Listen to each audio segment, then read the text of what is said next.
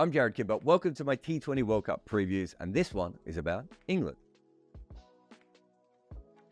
So England's style of play is basically power hitting. But if you have a look at them, they are completely stacked from, certainly 1 through to 6. There might be some of the best power hitting we've seen since sort of the peak West Indian days, or even better than some of the England sides that we've seen before. They're going all in with this. They're going to have a longer batting order with a bunch of people who might be able to do some other part-time jobs and, some bowling and everything else. But really, the main skill that England has is going to be hitting 4s and 6s as much as possible. They're going to put a lot of pressure on the other team, and they're not as interested with the ball. Of course, if Jofra Archer is fully fit, that changes things a little bit, and they're not terrible with the ball, but they are definitely a batting side.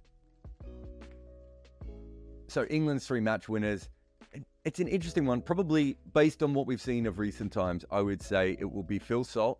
His ability to hit 4s and 6s from that first ball of the game just puts so much pressure on everyone else and gets everyone to scramble. And it also will allow the other England players at times to play themselves in. So that is absolutely huge. We've just seen Will Jacks go nuts in the IPL in a few innings. And so I think we know the ability that he has. And anyone in English cricket's been talking about how he can do this for a long time, and we're finally seeing it, come through.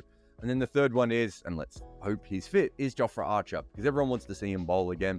And the one thing that England probably haven't had a lot of since Jofra Archer wasn't around is that match-winning bowler, right? And, his ability to not go for runs is really helpful because they're not a great defensive bowling team. But his main skill is going to be bowling fast and occasionally taking wickets as well. And if he can take 1 wicket at the top and 1 wicket at the bottom, that's a huge thing for England in all those games.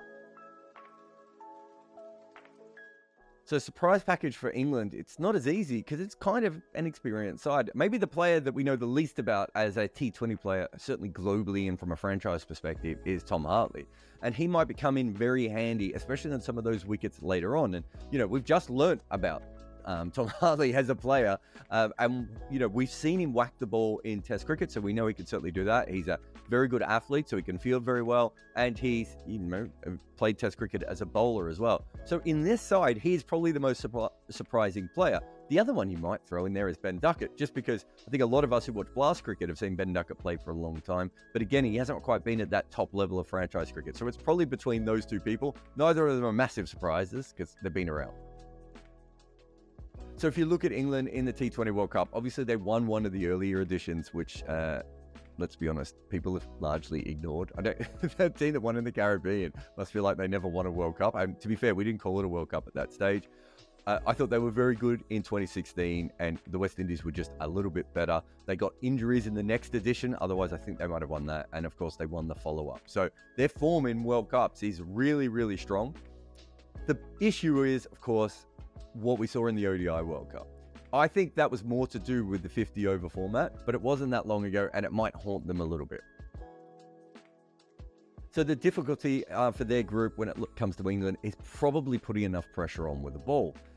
They've gone back to Chris Jordan, who's a very safe player, but is also not, outstanding. Sam Curran has had, a really great tournament in the last World Cup, but hasn't really bowled anywhere near that level before. Adil Rashid and Moeen Ali both still have a lot of skill, but they're not probably, certainly not in their peak anymore. So a lot relies on Jofra Archer, and he can overcome quite a few issues. But as we've just seen with the Mumbai Indians, you can't just have one bowler and have 4 other people not at form. So bowling is certainly, I think, their biggest issue.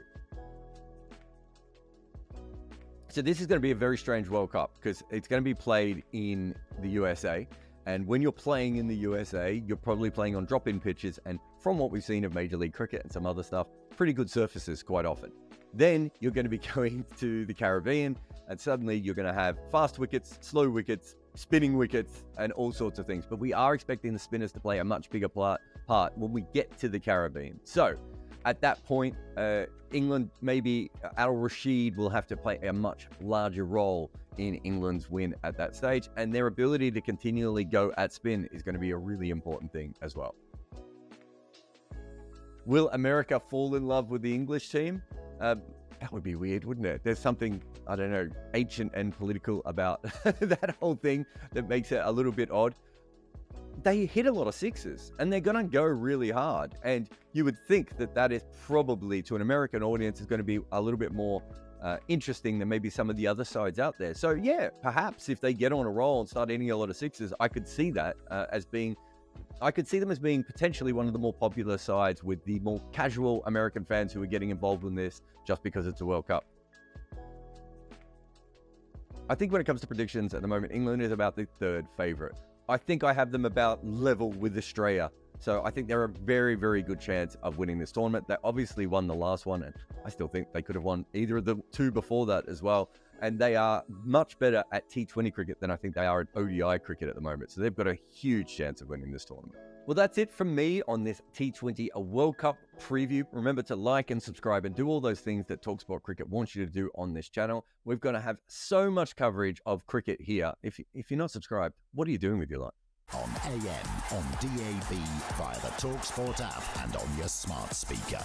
talkSPORT.